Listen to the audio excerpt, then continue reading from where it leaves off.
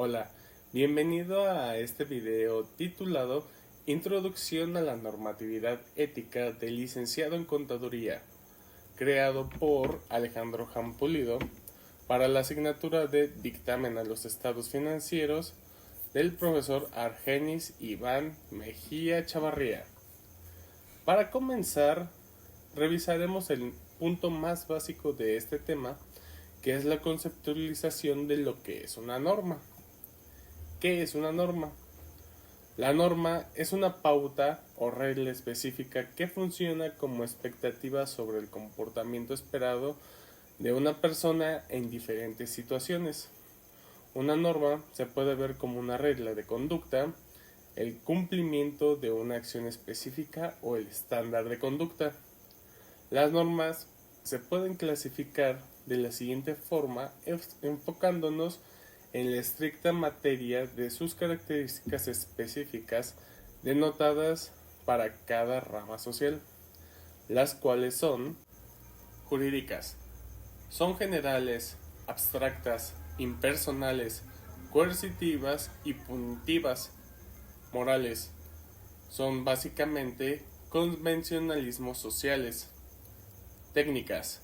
Son aquellas que se aplican en el ejercicio de una profesión. Y religiosas, aplicables a quienes pertenecen a algún culto o religión.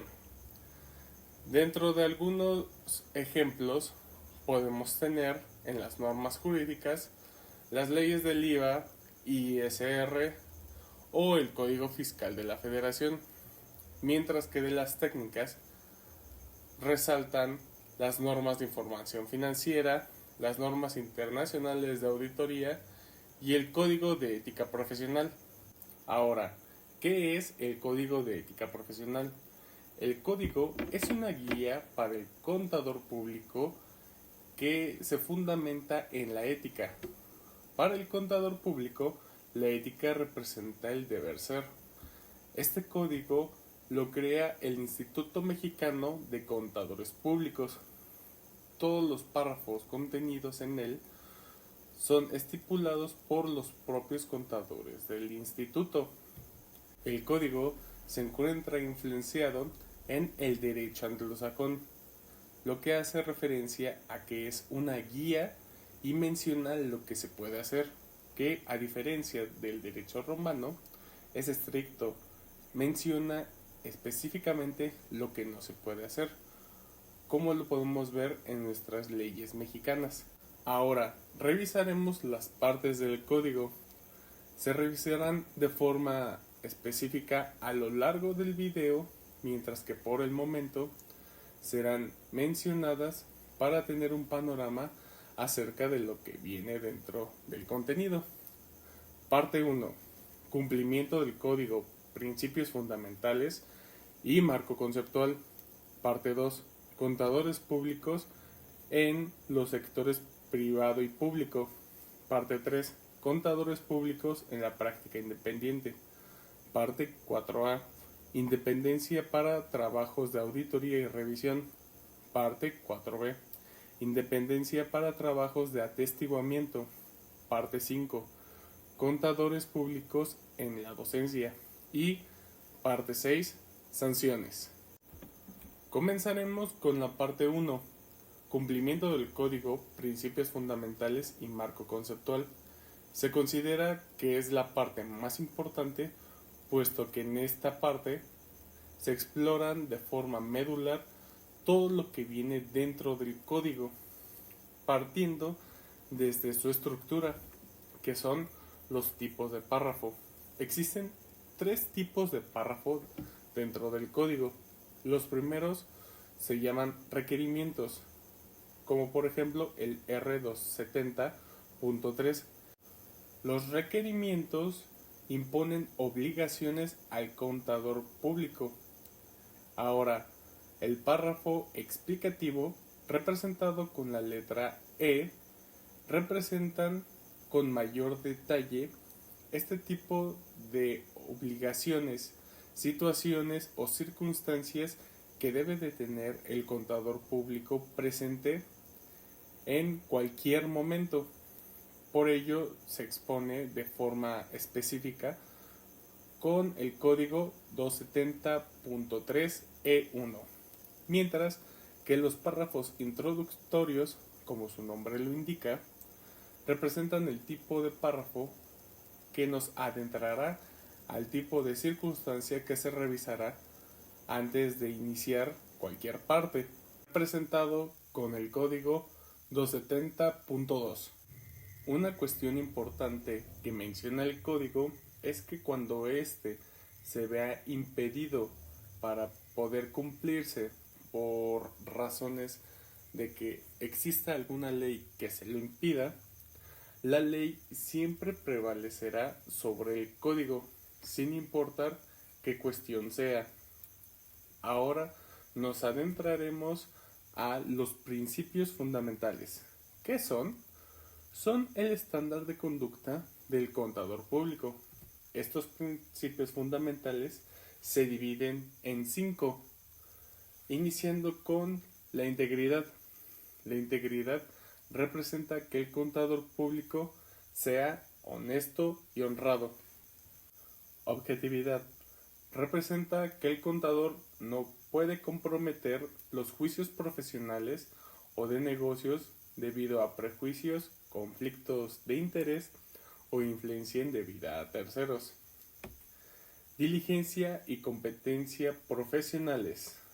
En primer parte, el contador requiere lograr y mantener el conocimiento y las habilidades profesionales a nivel necesario para asegurar que el cliente o la entidad para la que trabaja reciben servicios profesionales competentes basados en las normas técnicas y profesionales actuales y la legislación aplicable.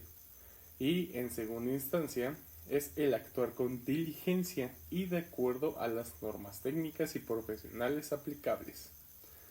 Confidencialidad.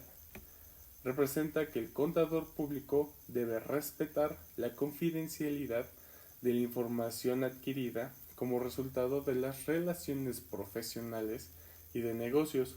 Por lo tanto, no debe revelar la información a terceros sin autorización apropiada y específica, a menos que haya un derecho u obligación legal, como hemos mencionado, de hacerlo, sin mencionar la información para el provecho personal o de terceros.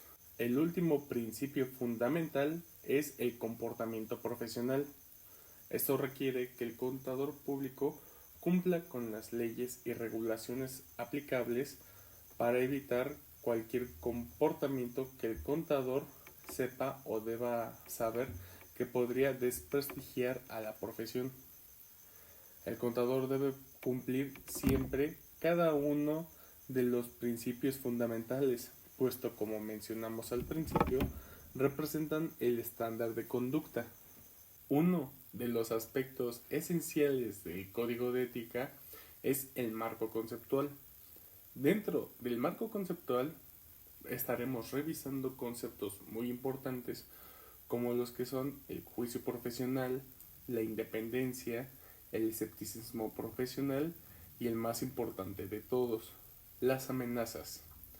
La aplicación del marco conceptual nos servirá para identificar, evaluar y responder a las amenazas. Un apoyo para este tipo de cuestiones será el juicio profesional. El juicio profesional implica la aplicación de capacitación relevante, conocimiento profesional, habilidad y experiencia adecuada con respecto a los hechos y circunstancias, incluyendo la naturaleza y alcance de las actividades profesionales particulares e intereses y relaciones involucradas. Ahora vamos con la parte más crucial que se encuentra dentro del código. ¿Qué son las amenazas? Las amenazas son las circunstancias que impiden el cumplimiento de los principios fundamentales. Los tipos de amenazas son las siguientes. Amenaza de interés personal. Es la amenaza de que un interés financiero o de otro tipo influya de manera inapropiada en el juicio o conducta del contador público. Amenaza de autorrevisión. La amenaza de que el contador público no evalúe adecuadamente los resultados de un juicio previamente hecho o una actividad desarrollada por él mismo o por otra persona dentro de la firma o entidad para la que trabaja. Amenaza de interceder por el cliente o la entidad para la que trabaja. La amenaza de que un contador público promueva la posición de un cliente o de la entidad para la que trabaja hasta el punto en que su objetividad se vea comprometida. Amenaza de familiaridad. La amenaza de que, debido a una relación larga o cercana con el cliente o entidad para la que trabaja, el contador coincida demasiado con los intereses a estos o sea demasiado tolerante con su trabajo. Y la última amenaza. Amenaza de intimidación. Es la amenaza de que el contador público esté impedido para actuar de manera objetiva debido a presiones reales o percibidas, incluyendo intentos de ejercer influencia indebida sobre él. Ahora, sabiendo de las amenazas, tenemos que pasar a saber lo que es reducir una amenaza a un nivel aceptable.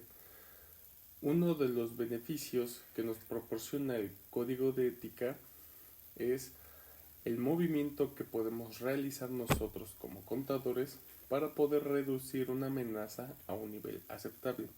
¿Qué significa eso? Es cuando el contador público elimina las circunstancias que le impiden cumplir los principios fundamentales.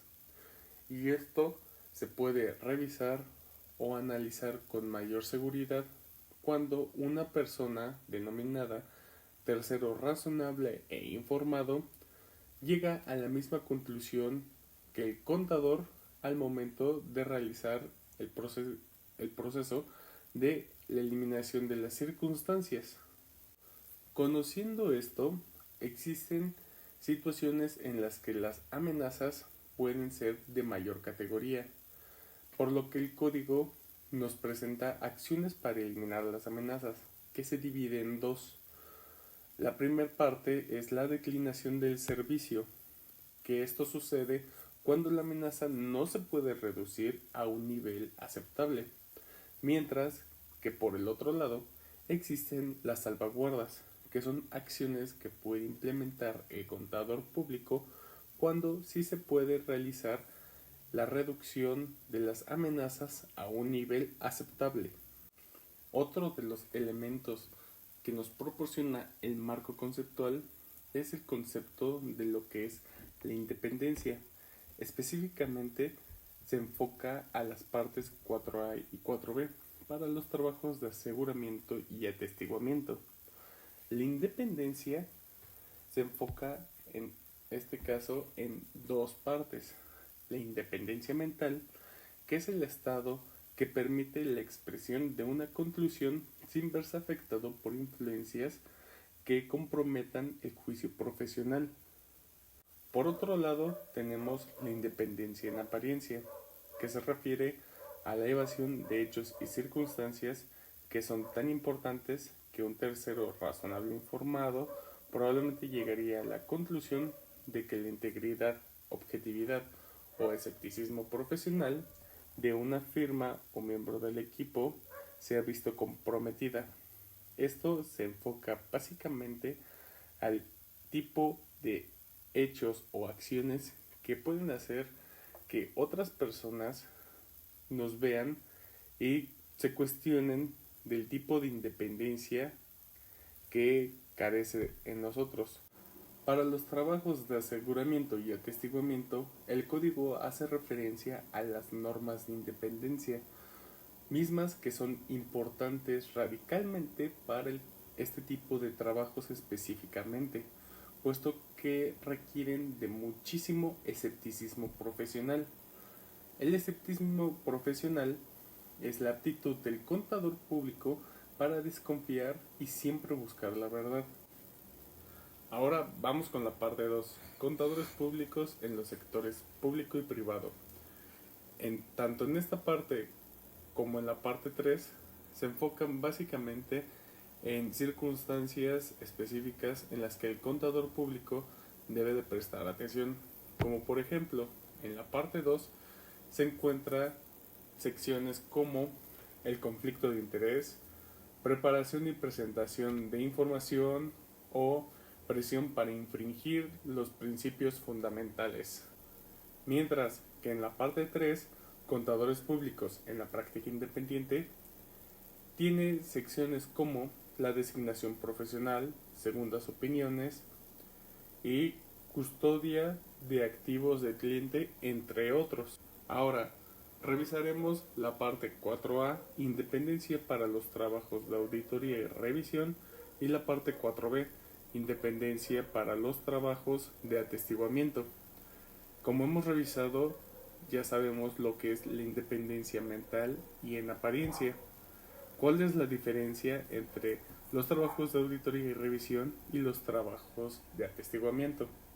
Las diferencias que existen entre los trabajos de auditoría y revisión, también llamados aseguramiento, y los trabajos de atestiguamiento es que los trabajos de aseguramiento son en esencia un trabajo de auditoría en el que se revisan todas las áreas de la empresa, mientras que los trabajos de atestiguamiento se enfocan básicamente en la revisión particular de una área específica dentro de la empresa.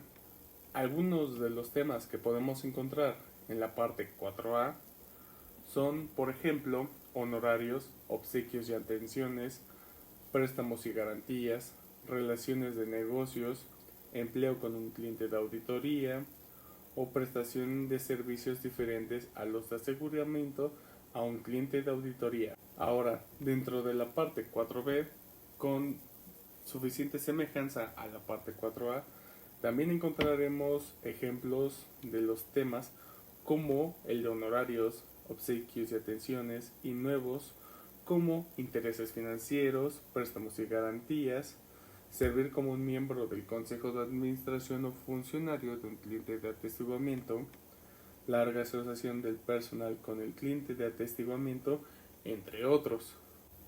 Ahora, dentro de la parte 5, contadores públicos en la docencia, se va a enfocar básicamente al trabajo que tiene el contador público como docente dentro de alguna institución. Encontraremos circunstancias como preferencias a ciertos alumnos o situaciones en las que el contador se puede haber comprometido por el tipo de evaluación que pudiese realizar con el alumno o viceversa, del alumno a él.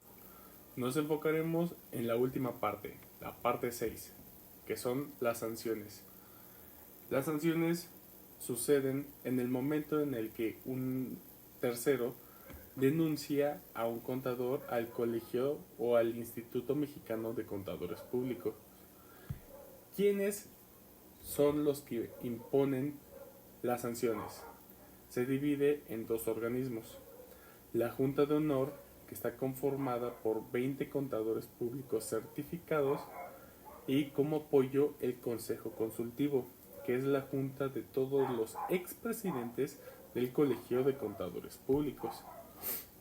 El tipo de sanciones que se pueden aplicar a un contador son 5, comenzando con la amonestación privada. Después de que la Junta de Honor haya recolectado las evidencias, nadie fuera de la Junta o del Consejo más que el contador sabe de la amonestación. Después sigue la amonestación pública, en la que la asamblea da a conocer la amonestación a todo el colegio de contadores.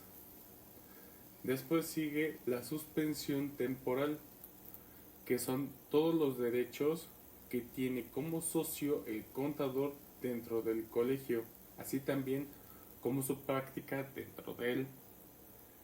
La siguiente es la expulsión definitiva, la baja definitiva del contador en el colegio de contadores, y La última sanción, la denuncia directa a las autoridades. Como conclusión, a lo largo del trabajo pudimos revisar de forma global todos los aspectos introductorios, básicos y un poco más de lo que es el código de ética profesional. Revisamos desde los aspectos más básicos, como lo que es una norma, pasando por circunstancias más importantes como son los principios fundamentales, las amenazas, la independencia, el escepticismo profesional, entre otras. Toda esta información nos ayuda a nosotros como contadores para conocer los estándares de conducta y lo que se espera de nosotros en el mundo real. Con esta información, además, podemos trabajar con respecto a situaciones específicas que podrían generarnos un conflicto grave dentro de alguna empresa o de nuestro servicio profesional. Es importante conocer además las sanciones y las formas en que nosotros podemos erradicar o disminuir a un nivel aceptable las amenazas que nos acechan en todo momento durante nuestro trabajo. Estas son las fuentes de consulta que puedes revisar con mayor detenimiento después de ver este video. Muchas gracias por tu atención, espero te haya gustado. Nos vemos pronto.